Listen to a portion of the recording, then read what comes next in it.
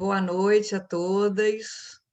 Hoje estamos então iniciando, né, a leitura do livro do Bert Hellinger, no Centro Sentimos Leveza, aqui pelo grupo de estudo do Instituto Multiporta de Práticas Sistêmicas. Esse grupo já acontece há mais ou menos um ano e hoje nós abrimos então para o público externo. Estamos muito felizes que todas vocês, né, no momento só mulheres até então, possam participar da leitura dessa obra tão linda do Bert Hellinger, que é o livro No Centro Sentimos Leveza. O próprio nome, né, já nos apaixona, né? Esse livro dele aqui, né? O próprio nome já nos apaixona. Aliás, eu adoro os nomes do livro do Bert Hellinger. Então, vamos fazer juntas a leitura comentada. Eu vou passar a palavra então para a Cláudia. Obrigada, também quero dar boa noite, boas-vindas a todas e fazer um breve comentário sobre a obra, que eu penso que seja importante. Então, a obra completa, né? No centro sentimos leveza, conferências e histórias. Essa obra teve a tradução do Newton de Araújo Queiroz, e aqui a minha edição é de 2006 pela editora São Paulo, Cultrix de 2006. E aí eu gostaria de ler rapidamente a orelha do livro, que fala um pouco sobre o Bert Hellinger, né? E como é bem curtinha, bem rapidinho, então diz assim: Bert Hellinger, nascido na Alemanha em 1925, formou-se em filosofia, teologia e pedagogia. Como membro de uma ordem de missionários católicos, estudou, viveu e trabalhou durante 16 anos no sul da África, dirigindo várias escolas de nível superior. Posteriormente, tornou-se psicanalista e, por meio da dinâmica de grupos, da terapia primal, da análise transacional e de diversos métodos hipnoterapêuticos, desenvolveu sua própria terapia sistêmica e familiar. Seu entendimento das leis segundo as quais os membros de um sistema familiar ficam tragicamente implicados, assim como sua maneira de configurar as constelações familiares, visando uma solução imediata, valeram a Hellinger o reconhecimento como uma das figuras-chave do mundo psicoterapêutico atual. Uma introdução extensa no pensamento e o trabalho de Bert Hellinger pode ser encontrada em suas obras anteriores, A Simetria Oculta do Amor, Constelações Familiares e Ordens do Amor, publicadas pela editora Cultrix. Então é sobre essa obra e sobre esse autor que nós vamos iniciar os nossos estudos de hoje. Então agora eu passo a palavra para a Tereza, que se disponibilizou a fazer a leitura hoje. Obrigada, Tereza.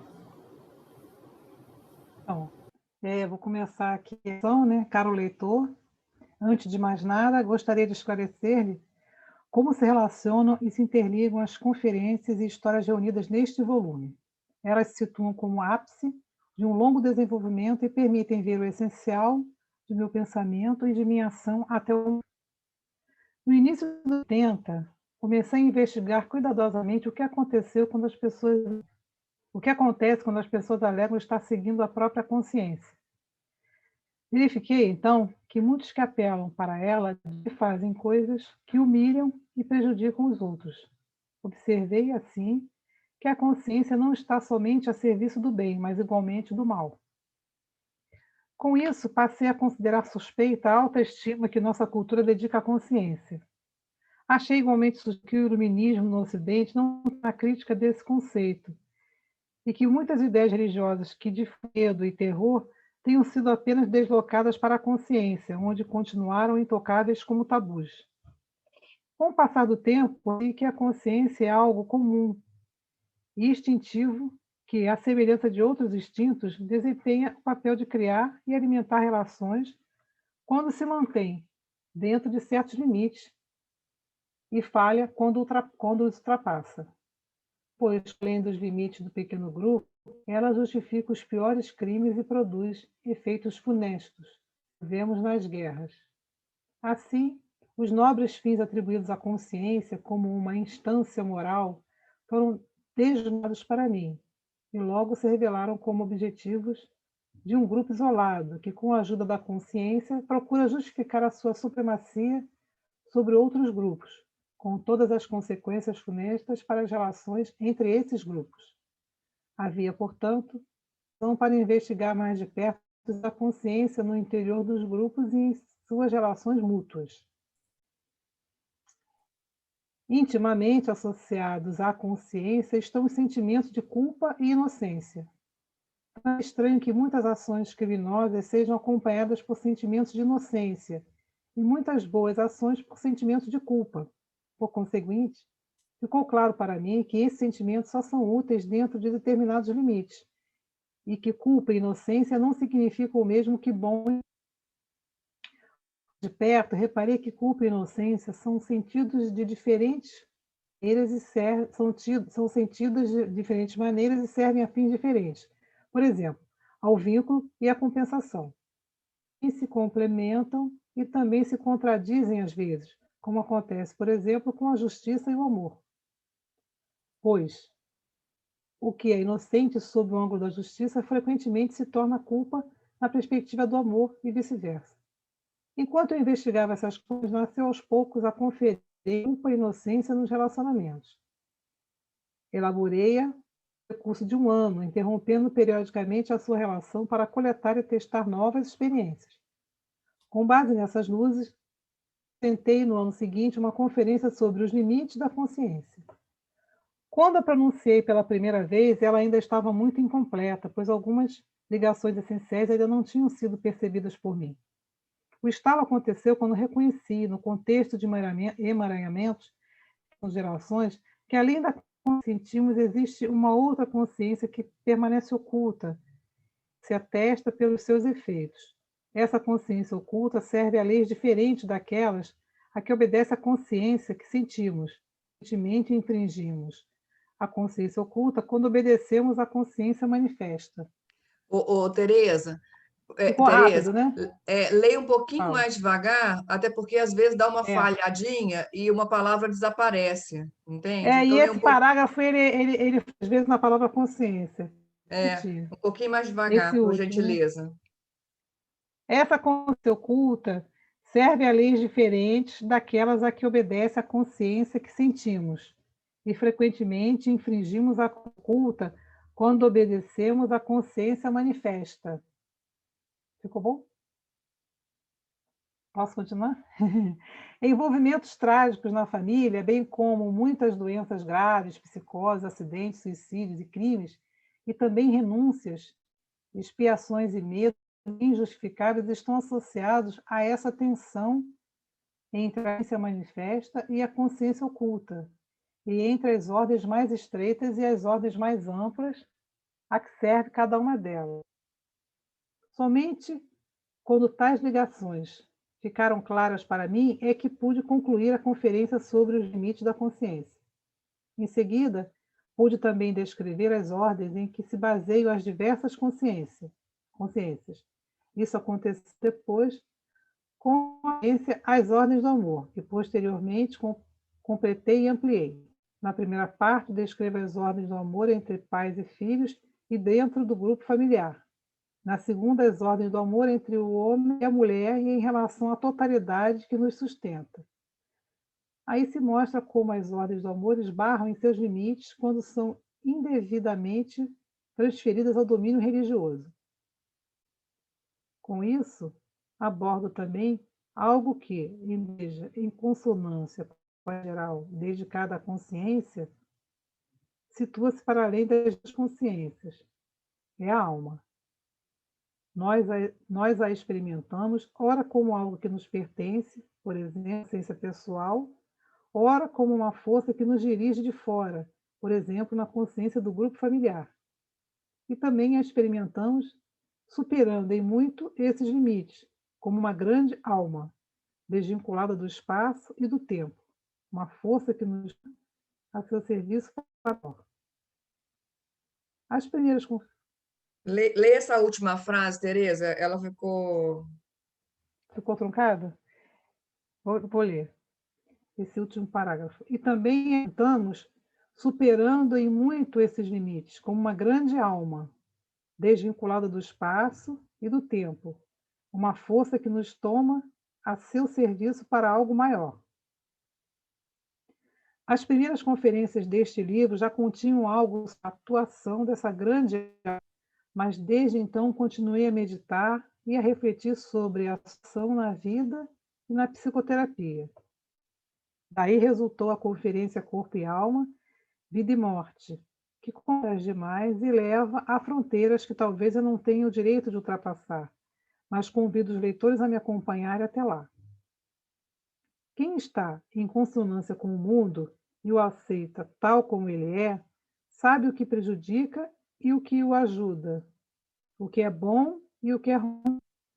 Por estar em sintonia, ele segue esse saber, independentemente das opiniões favoráveis ou contrárias.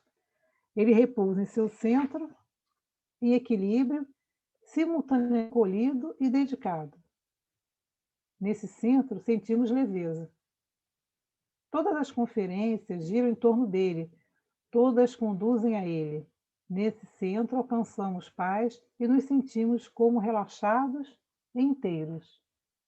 Também as minhas histórias giram nesse centro e de uma ordem oculta que, para além dos limites da culpa, une aquilo que separa. São histórias terapêuticas. Algumas delas são paródias que quebram o tabu, proíbem de olhar de perto e desmascaram os aspectos falazes ou obscuros de várias fábulas e histórias. Cito como exemplos o engano, o amor, a fé, o desfecho e 2 tipos de felicidade. Outras histórias atuam produzindo em nós o perfeito que nos narram, no mesmo momento em que as lemos. Ao ler, começamos talvez a nos desprender do passado e a nos centrar para a próxima ação que é exigida de nós. Entre estas histórias incluem-se a pousada, a volta, a compreensão, a despedida e a festa. Outras histórias cresceram comigo e eu com elas. São histórias que tocam em extremos e nos conduzem sem medo e sem compromissos até as fronteiras do caminho. Estão neste grupo 2 tipos de saber, a plenitude, o vazio, o mesmo, a resposta, os jogadores e o não ser. Da mesma forma que as conferências, histórias foram surgindo através dos anos e através de muitas repetições, foram testadas em seus efeitos e aprofundadas. Para este livro, elas foram completadas e reagrupadas em 3 coletâneas: histórias que fazem pensar, histórias que mudam o rumo, histórias sobre a felicidade. Nelas é condensado, transposto a outro nível e aprofundado o que é posto nas conferências temáticas. Por essa razão, as conferências e as histórias se alternam. E o que inspirou deste livro? E o que inspirou o título deste livro? Contarei uma história a respeito. Alguém perguntou a um velho mestre: como você consegue ajudar outras pessoas? Elas frequentemente o procuram e lhe pedem conselho em assuntos que você mal conhece. A pessoa sempre em si melhor depois. O mestre lhe respondeu: quem para no caminho e não quer prosseguir, isso não depende do saber. Ele busca segurança onde é preciso coragem, quer liberdade onde o certo não lhe deixa escolha, e com isso fica dando voltas. O mestre, porém, não cede ao pretexto e à aparência. Busca o centro e, recolhido nele, aguarda que uma palavra eficaz o alcance, como um navegador que abre ao vento. Quando alguém o procura, encontra o mesmo lugar, aonde ele próprio precisa chegar, e a resposta vale para os 2, pois ambos são ouvintes. E o mestre acrescentou: no centro sentimos leveza. No centro sentimos leveza quando lhe damos o tempo de entrar em vibração. Por conseguinte, ele produzirá mais facilmente seus efeitos se lermos estas conferências como se as ouvisse interiormente. Desejo-lhe, nessa leitura, uma compreensão liberadora e aquela leveza que provém da sintonia com o centro. Bert Hellinger. Maravilhoso, né? Então, assim, só para a gente começar a sentir o que nos aguarda nesse livro, né? Agora, Tereza, está falhando bastante, assim, tem muita palavra que está sendo pulada. Ah, é? Quem está com o livro consegue acompanhar, né? Porque está com o livro, como eu estou. Mas está Ah, pulando, tá. entende? Tá. Eu vou mudar eu vou colocar o meu. Ah, bom, você quer que eu continue? Eu acho que eu vou mudar o meu Wi-Fi aqui, tá? Tá bom. De E todo Vê modo, se... eu tava. E outra coisa, Marisa, eu estava acompanhando no PDF e tem algumas páginas que não estão disponíveis, não aparecem. A A introdução página, não está completa, não? não, a página 13 da introdução está faltando, aí eu me perdi. E Hum, realmente o áudio dela, acho que a internet, né? A internet está ruim e algumas palavras sumiram também.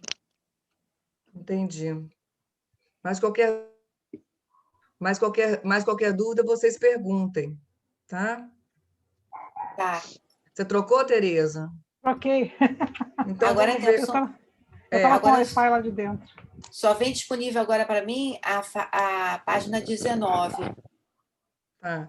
Então, Tereza, lê Ah, devagarinho, que aí as pessoas conseguem acompanhar, tá? Isso, vamos lá, obrigada. então? Obrigada, querida. Obrigada, Carmen. Obrigada a É que eu vocês. continue. Aí você vai mandando eu parar, né? Porque agora acho que você vai parar, né? Em alguns momentos, né? Na Vou verdade, eu iniciar. queria até aproveitar esse intervalo para saber se alguém já gostaria de fazer algum comentário ou tirar alguma dúvida em relação a essa parte introdutória. Eu perdi aquela parte que ele fala alguma coisa sobre a alma. Que alma é essa? Quando ele menciona essa alma seria esse Essa centro. alma essa alma, pelo que a gente vai perceber no decorrer da obra do Bert Hellinger, ele fala da terceira consciência, que é a consciência espiritual, onde ele fala dessa grande alma. Mas certamente a gente ainda vai voltar a isso, tá, Carmen? Tá. Essa alma ele escreve em letra maiúscula, né? Porque eu estou lendo, mas eu não destaquei, né? Quando ele fala essa alma, Exato. é em letra maiúscula. Parece que é um Deus interior, uma coisa assim, né? Uma coisa de muita relevância, né? Sei lá, uma coisa. Ele costumava falar que, na verdade, não somos nós que possuímos uma alma. A alma, essa grande alma, é que nos possui, por assim dizer, né? Algo assim que ele costumava falar. Então, é como se fosse um grande espírito mesmo, um grande. Os antigos chamavam, né? Os filósofos antigos chamavam de alma. Então, ele, possivelmente, como ele teve muita influência de filósofos desde a antiguidade, Bert Hellinger possivelmente compreendeu isso dessa forma, né? E chamava de grande alma. Então, é como se todos nós tudo e todos pertencêssemos a essa grande alma. Né? Seria uma energia? Ele destaca Uma aqui como áurea? consciência. Uma consciência. Uma consciência. É uma consciência, e muito baseado também até no conceito de alma do Jung, né? Não só esse olhar para dentro. Só que isso sempre trouxe muito problema, né? Porque as constelações muitas vezes foram confundidas também com algo ligado à religião, e aí se confundia porque o Bert Hellinger também havia sido padre. Então, em alguns momentos também, ele começou a abandonar essa palavra, embora o que vai mesmo poder, dentro da língua portuguesa, que vai poder falar disso para a gente mesmo, é a alma, né? Mas entendendo que essa é uma consciência, que a gente não tem, que a gente não vê, mas que todos nós acessamos, né? Marisa e Cláudia, esse ano eu tenho percebido muito, talvez, essa questão que está trazendo do Centro Sentimos Leveza, a questão de você seguir a intuição e você escutar o seu ego. Para mim, tá, assim, diversas situações estão se mostrando, tipo, confia na sua intuição. E aí, a partir do momento que eu tenho confiado nela, eu tenho seguido mais leve, mais tranquila. Não sei se também a gente pode levar essa grande alma como essa intuição interna, essa conexão bem profunda com com a nossa alma mesmo, com o que o nosso interno fala. Não sei se Então, tá vocês vendo, conseguem Alessandra? entender. Por isso que isso também tem muito também do Jung, porque não é, acho que tudo isso faz parte da nossa inteligência, né? A nossa intuição também é parte disso, e a gente desenvolver, né, através dessa intuição, as nossas percepções, né? Mas é algo que também é construído, não é algo só que a gente sente por sentir, é algo que a gente constrói a partir do conhecimento, a partir do estudo, a partir da observação, né? E a partir dos atendimentos. Então, também uma intuição que hoje vocês talvez estejam se permitindo, a partir também da sua maturidade, a partir da sua própria vivência, do que você já vivenciou e vem descobrindo na vida, né? E talvez você possa também dizer que isso não é uma intuição só empírica, é também, mas é algo que você construiu de tudo, de toda a busca que você, né, já vem investindo, né? É um acesso, né, que você vai construindo, é um processo que você está seguindo para acessar esse canal com a intuição, para ele ficar cada vez mais alargado também. Então, isso faz parte não só da personalidade, mas também da nossa consciência e da nossa inteligência também, né? Essa intuição. Então, podemos seguir? Alguém mais quer fazer algum comentário, alguma pergunta? Eu posso falar, eu acho que eu desliguei meu vídeo aqui. Vou admitir aqui. Ai, Quem está falando? ativou. Jussara, fala, Jussara. Eu já li esse trecho aí do Bert, né? E quando ele fala muito em consciência, eu percebo que é o seguinte: existe 3 consciências. A pessoal, que é aquela que eu herdei da minha família, aquela que está dentro do meu contexto, da minha família. E nós temos a consciência do grupo, que é a consciência que seria a segunda consciência externa. E muitas das vezes a gente entra em conflito com o que nós herdamos do nosso sistema, quando a gente depara com o sistema de outra pessoa, com a família de outra pessoa. E a terceira consciência, que eu acho que talvez seja mais próxima da grande alma, que é aquela consciência, vamos dizer assim, mais espiritual, mas no sentido de espiritualidade de você estar se elevando, onde você consegue ter o equilíbrio entre essas consciências e aí você consegue sentir essa leveza, onde você vai pelo centro. Quando eu li a primeira vez, foi essa percepção que eu tive. Então, eu entendo dessa forma, e foi dessa forma assim, que eu percebi, que eu senti. A compreensão, Jussara, dessas consciências é também um dos aportes fundamentais do trabalho do Bert Hellinger. E a gente vai falar delas aqui também, né? Aqui no início a gente já vai começar a falar e entender, né, um pouquinho melhor sobre essas 3 consciências, né? A pessoal, a familiar e também a espiritual. Tá? Vamos, tem muita coisa boa para a gente ver aqui nesse livro. Tem sim, tem bastante. Muito bom esse livro. Posso ir? Tem mais alguém querendo ler aí? De repente alguém quer ler. Prefere? Ou eu vou por quando aqui você se mesmo? sentir cansada, Tereza, eu posso ler para você. Quando você quiser, É porque quando eu leio, eu acabo o texto fica um pouco fora, entendeu? Então eu não participo tanto, vamos dizer assim. Você quer que ela leia, Tereza, então? Ler um pouquinho, porque eu quando leio eu fico mais envolvida com a leitura e né, com a entonação, tudo isso, né? Tá E bom, aí eu então. acabo saindo um pouco. Então vamos passar um pouquinho para a Jussara. Tá bom. Então, Tá bom. Posso? pode, Jussara, pode. Culpa e inocência nos relacionamentos. As relações humanas começam com dar e tomar.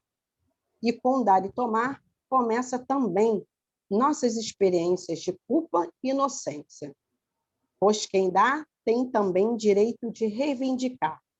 E quem toma se sente obrigado.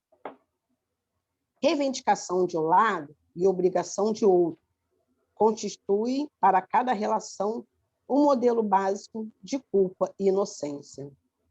Esse modelo está a serviço da troca entre dar e o tomar, pois doadores e tomadores não descansam até que se chegue a uma compensação com a inversão dos papéis. Ilustro isso com um exemplo. A compensação. Um missionário na África estava sendo transferido para outra região. Na manhã de sua partida, recebeu a visita de um homem. Ele fizera uma longa caminhada para se despedir do missionário e oferecer-lhe uma pequena quantia em dinheiro, equivalente a alguns centavos de dólar. O missionário percebeu que o homem queria agradecer-lhe por tê-lo visitado muitas vezes quando estivera doente. Sabia que aquela quantia era uma grande importância para ele. Assim, sentiu-se tentado a devolver-lhe o dinheiro e mesmo a dar-lhe mais algum. Mas, refletindo, aceitou o dinheiro e agradeceu. Quando recebemos algo dos outros, por mais belo que seja, perdemos nossa independência e inocência, pois ao receber algo, sentimos-nos obrigados em relação ao doador e em dívida com ele, dessa dívida que experimentamos como desprazer e pressão. Procuramos livrar-nos por meio de uma retribuição. Nada se toma sem esse preço. A inocência, ao contrário, é experimentada como prazer. Nós a sentimos como reivindicação quando demos sem ter recebido, ou quando demos mais do que recebemos. E a sentimos como leveza e liberdade quando não estamos obrigados a nada. Por exemplo, quando de nada precisamos ou nada recebemos. E de um modo especial, quando, tendo recebido, demos por nossa vez. Conhecemos 3 atitudes típicas para alcançar ou manter essa condição de inocência. A primeira é escapar. Alguns pretendem preservar a inocência, negando-se a entrar no jogo. Preferem fechar-se a receber, pois não ficam obrigados. Essa é a inocência dos que não jogam, que não querem sujar as mãos, e por isso, frequentemente se consideram especiais ou melhores. Entretanto, eles vivem com parcimônia e, nessa mesma medida, sentem-se descontentes e vazios. Encontramos uma atitude em muitos depressivos. Sua recusa em receber se dirige, sobretudo, a um dos pais ou a ambos. Posteriormente, estende essa culpa a outras relações e às coisas boas deste mundo. Alguns a justificam alegando que foi errado ou insuficiente o que receberam. Outros apelam para os defeitos dos doadores, para justificar sua recusa em receber. Mas o resultado é sempre o mesmo. Permanecem inertes e vazios. A abundância. O efeito oposto pode ser notado nas pessoas que conseguem tomar seus pais como são e tudo mais que eles lhe dão. Experimenta essa atitude com um afluxo constante de energia e felicidade. Ela também os capacita a manter outras relações, onde dão e recebem abundantemente. O ideal do ajudante.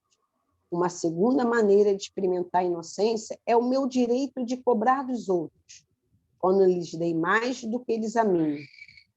Essa inocência é geralmente passageira, pois meu direito de reivindicar cessa tão logo recebo do outro. Algumas pessoas, porém, preferem obstinar-se em seu direito de cobrar, a se deixarem presentear por outros. Adota um lema: é melhor você ficar devendo do que eu. Essa atitude, encontrada em muitos idealistas, é conhecida como o ideal do ajudante. Contudo, essa liberdade de obrigação, tão cheia de cobrança, é inimiga dos relacionamentos, pois aquele que se limita a dar apega-se a uma superioridade que só pode ser transitória. sob pena de negar paridade ao outro, pois as pessoas logo cortam relações com alguém e não ter a receber, retraindo-se ou ficando zangados. Esses ajudantes permanecem solitários e frequentemente se tornam amargos. A troca, a terceira e mais bela forma de experimentar a inocência, é o alívio depois da retribuição. Quando igualmente tomamos e demos. Essa alternância entre dar e o receber se processa entre os envolvidos. Quem recebe algo de alguém retribui-lhe com algo equivalente. O que importa, entretanto, não é apenas a troca, mas também o montante que se investe. Um pequeno investimento no dar e tomar traz um pequeno ganho, mas um grande investimento enriquece e é acompanhado por uma sensação de abundância e felicidade. Essa felicidade não nos é dada de graça, ela se constrói. Quando investimos muito, temos sensação de leveza e liberdade, e de justiça e paz. Dentre as possibilidades de experimentar a inocência, esta é, sem dúvida, a mais libertadora. É uma inocência satisfeita. Acho que pode dar uma paradinha, né? Pode. Tá. Para a gente poder comentar. Alguém quer fazer alguma pergunta?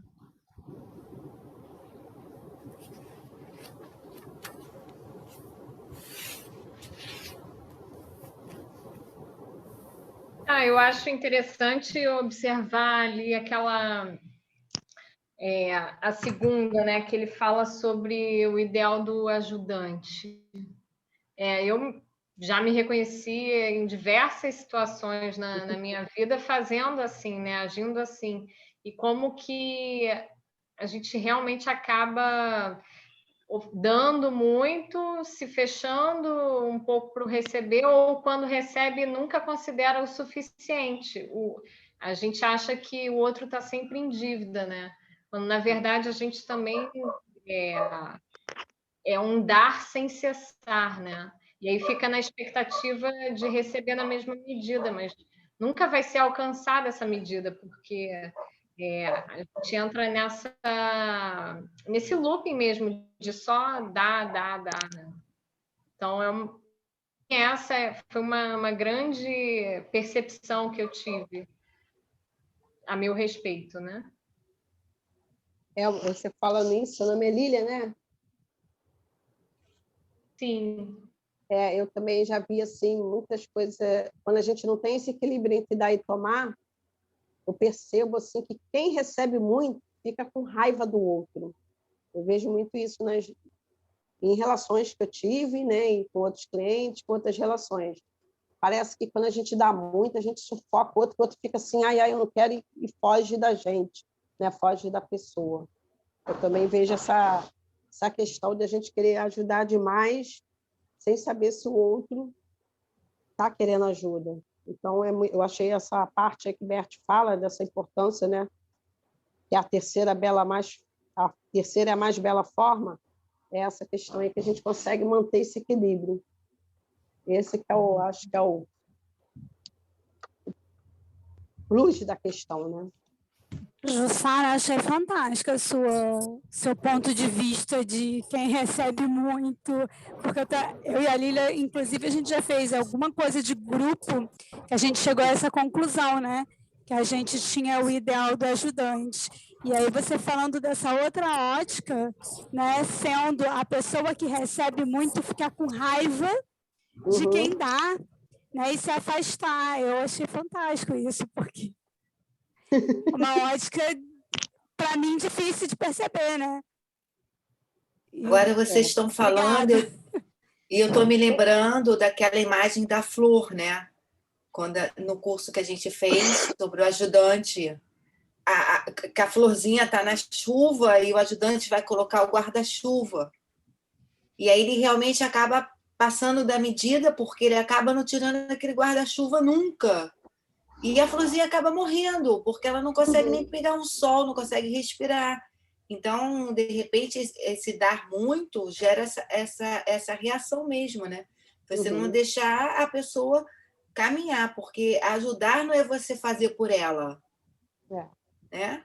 Não é você estar ali para sempre ficar cobertando e sempre protegendo. Então, esse desenho da florzinha, acho que fala tudo.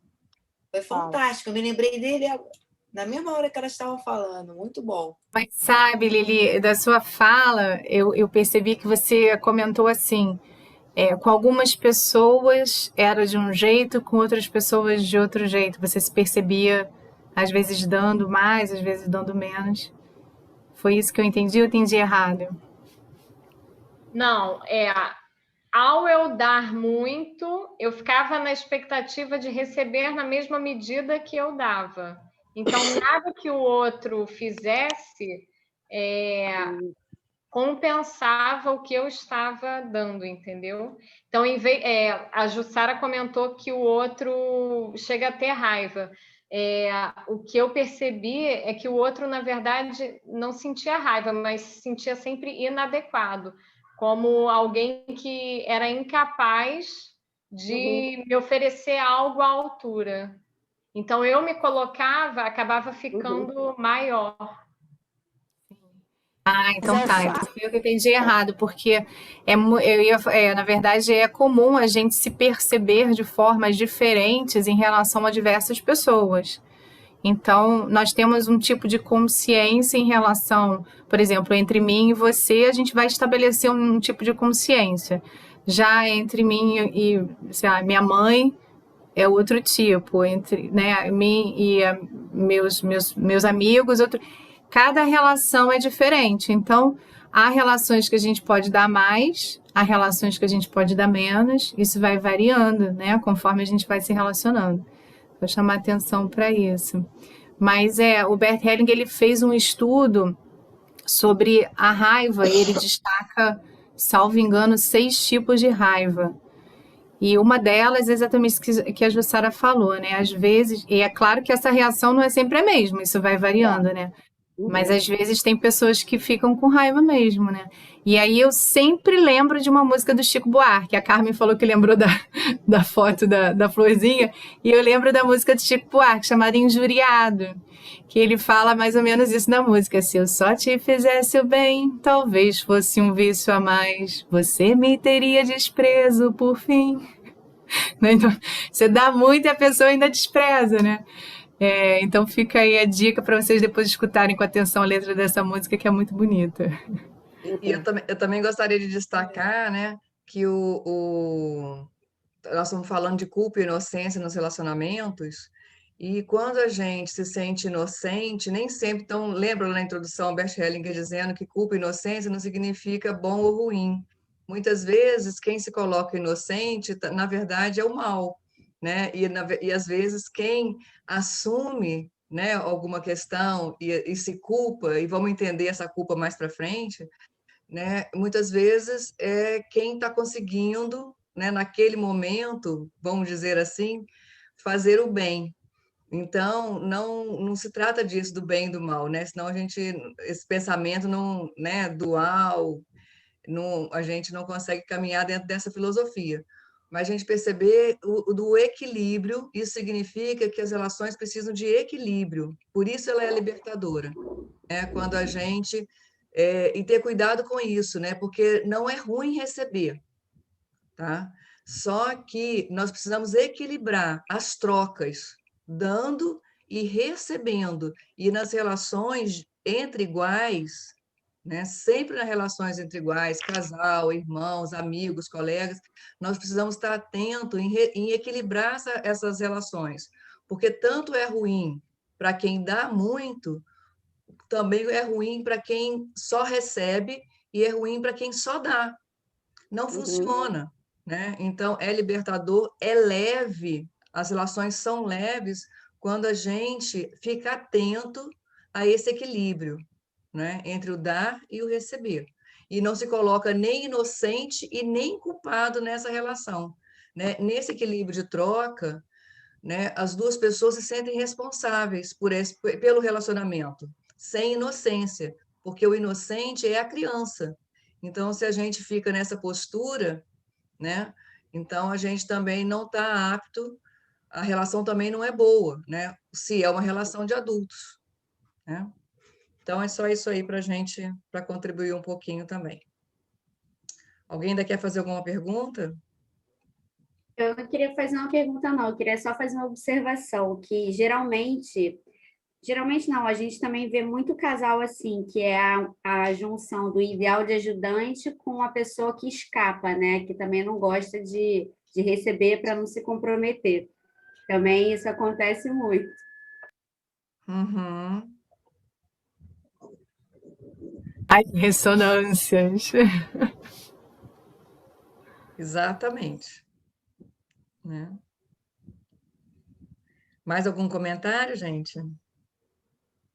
Eu, Marisa. Então, Nina. Oi, Nina. tem uma frase aqui, nessa parte do ideal do ajudante, que eu fiquei intrigada, né? Então, ele fala assim, é melhor você ficar devendo do que eu, né? Então, o que leva essa pessoa a não aceitar receber do outro, né? Que mecanismo é esse que ele não aceita ganhar, né? Não, Então, assim, ele está exatamente. sempre no... É uma postura bem arrogante, né, Nina? Sim. Né? E claro que isso desequilibra. Se eu me coloco melhor do que o outro, né? Quero ficar assim. Se eu me coloco melhor do que o outro, eu vou desequilibrar essa relação. Sempre. Né? Ou ele acha que o que o outro tem a oferecer não é bom, né? Ou ele não se acha merecedor de receber nada. Também pode ser, né? Eu vejo também por esse lado. Eu não sei se procede, né? Procede. Sim. Ou ele Mas acho também que podem ser muitas outras coisas.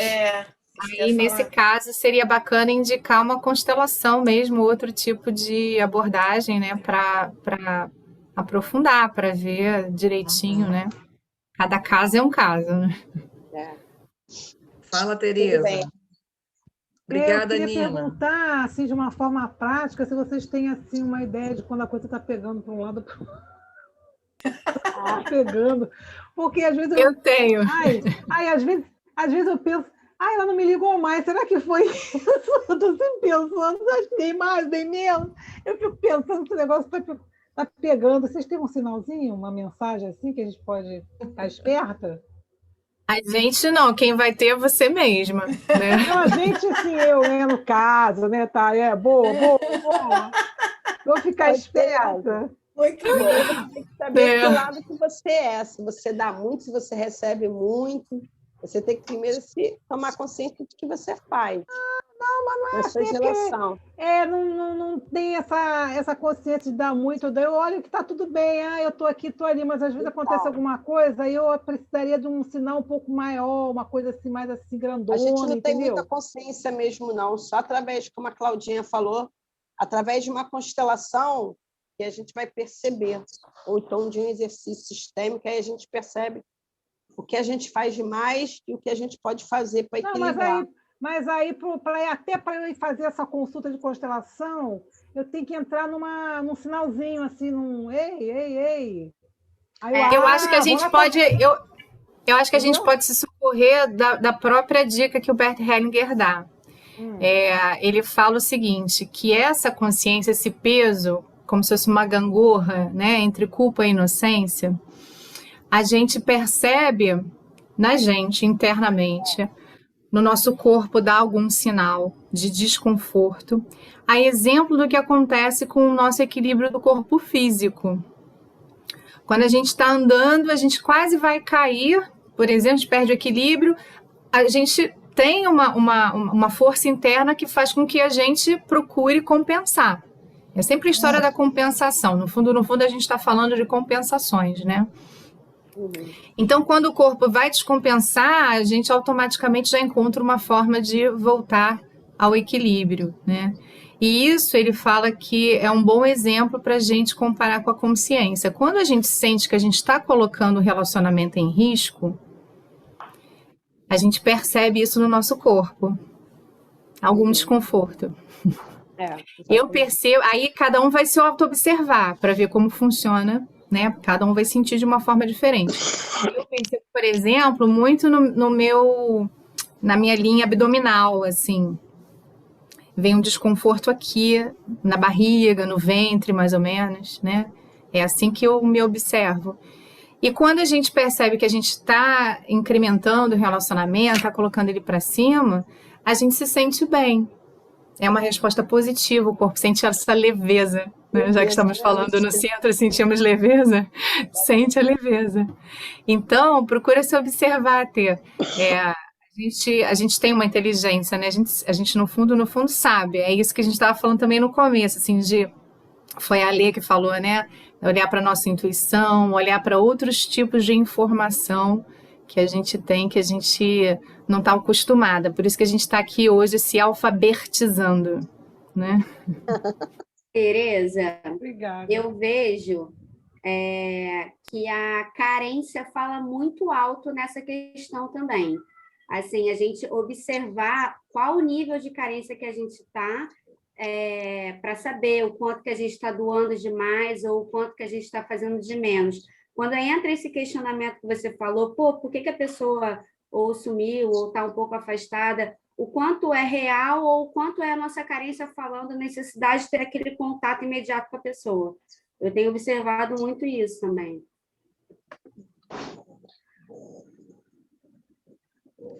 Então, são muitos os sinais, né, gente? Essa descoberta dos sinais, a gente é de observação, é de autoconhecimento, né? E isso aí, e o corpo realmente, né, como a Cláudia estava dizendo, ele tem uma sabedoria incrível, incrível, e ele fala realmente tudo para a gente. É só a gente começar a nos observar, né? Quando ele fala de coisas boas para a gente e quando ele diz, dá atenção a alguma coisa, porque, né, tá dando ruim, não tá legal mais seguir por aí.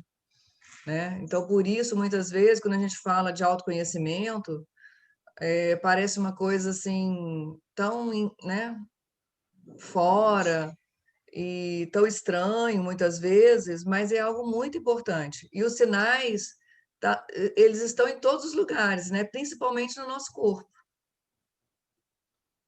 Né? E aí, gente, vamos seguir mais um pouco? Vou falar um pouquinho. Então fala, Gente, Cláudia. eu demorei um pouquinho a entrar, porque o meu notebook ele tem 10 meses, é um Dell, custou um pouquinho caro, mas ele assim, ele veio com um defeito, ele está lento, ele custa abrir, tá meio complicado. Eu já fiz 2 acessos à assistência técnica e não resolveu. Então, demorei um pouquinho a entrar por isso. Eu estou evitando até usar, porque ele me faz muita raiva, sabe?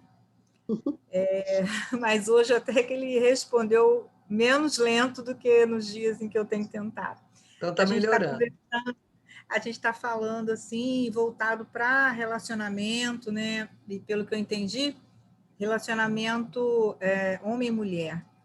Mas eu trago essa reflexão até para o nosso cotidiano, e me fez lembrar uma situação a qual eu passo, né, em alguns momentos, que posteriormente me traz assim, um certo sentimento de culpa, que é dar dinheiro para quem pede no sinal. Eu faço assim, uma leitura muito rápida assim, de juízo, né, daquela situação. Por exemplo, se é um cadeirante, eu dou dinheiro. Se é uma mulher pedindo, eu dou dinheiro. Mas se essa mulher tiver com uma criança no colo, eu não dou nada. E fico com muita raiva dela. Né?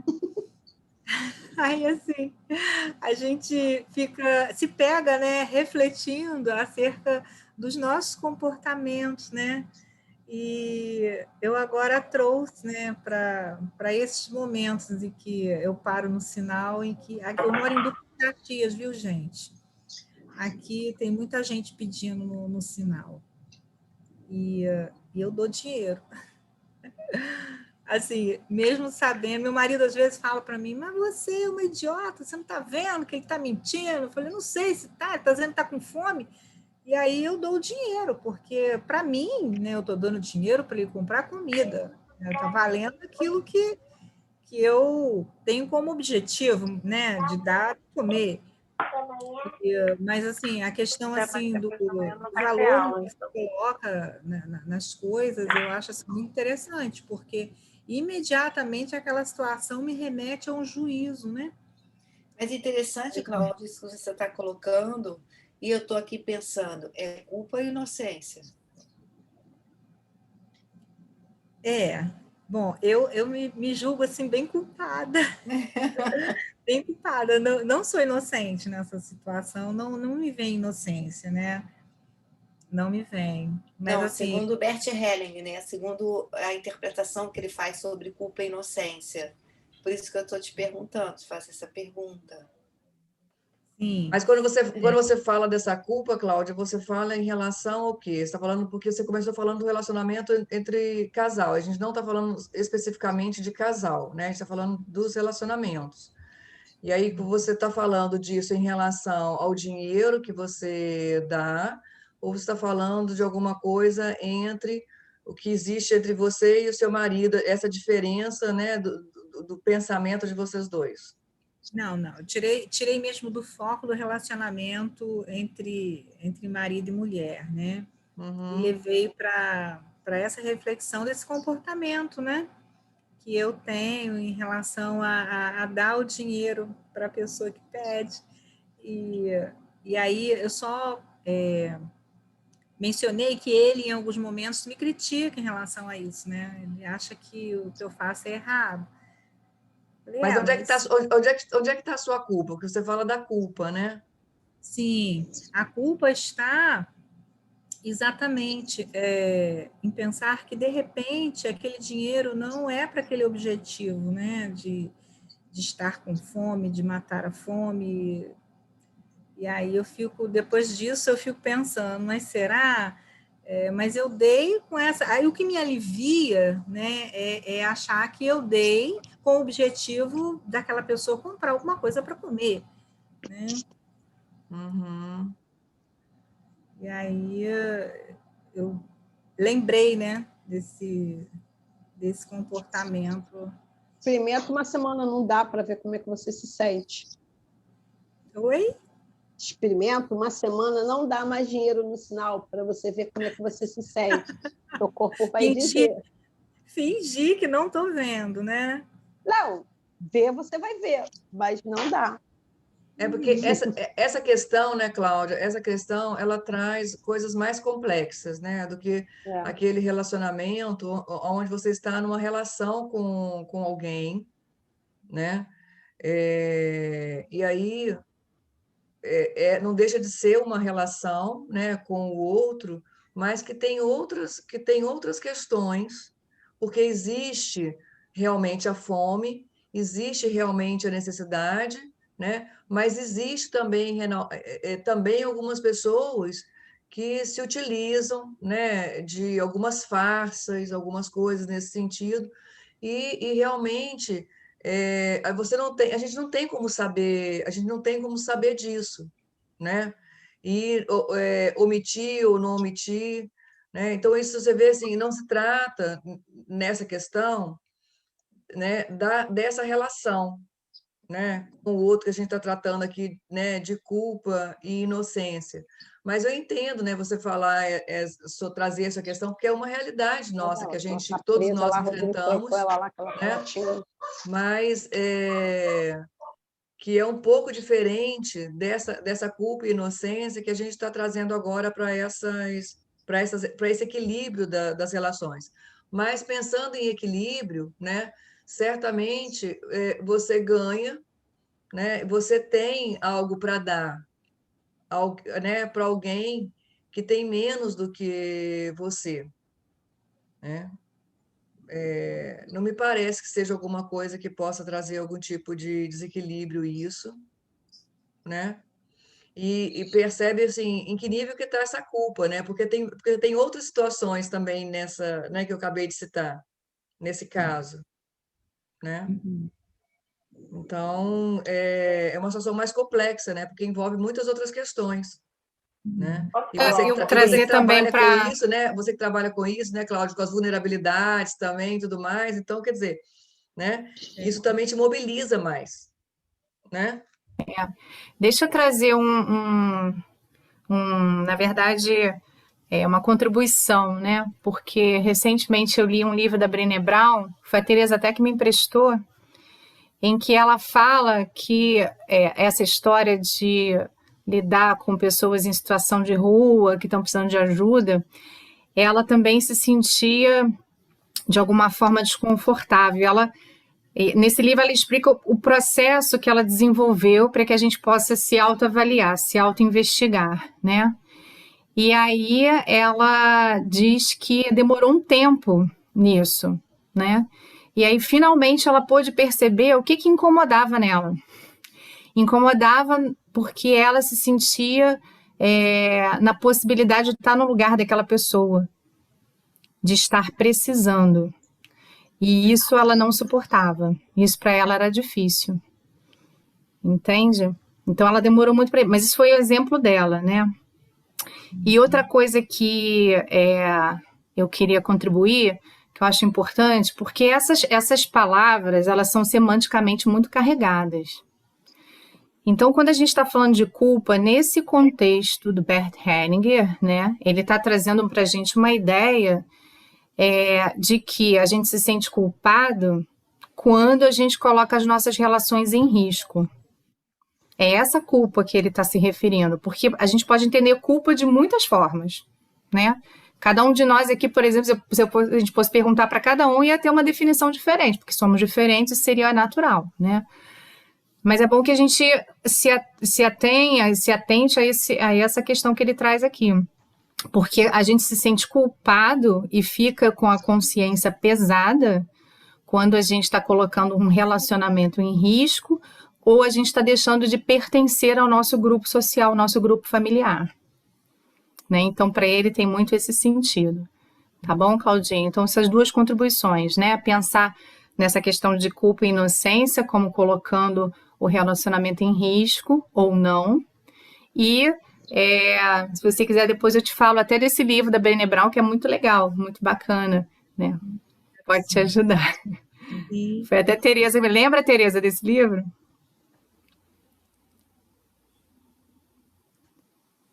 Então é isso, pessoal. Eu acredito que pelo avançar da hora, a gente possa parar por aqui hoje, né? Para não fazer mais a leitura. Então, a gente, só para combinar, né? Paramos no passar adiante, não é isso? Uhum. E aí, no próximo encontro, a gente continua daí, né? Se alguém quiser colocar mais alguma coisa para a gente ir encerrando, então... Eu queria lembrar, gente, que na quarta-feira que vem, eu e Cláudia faremos uma live falando da constelação online, tá?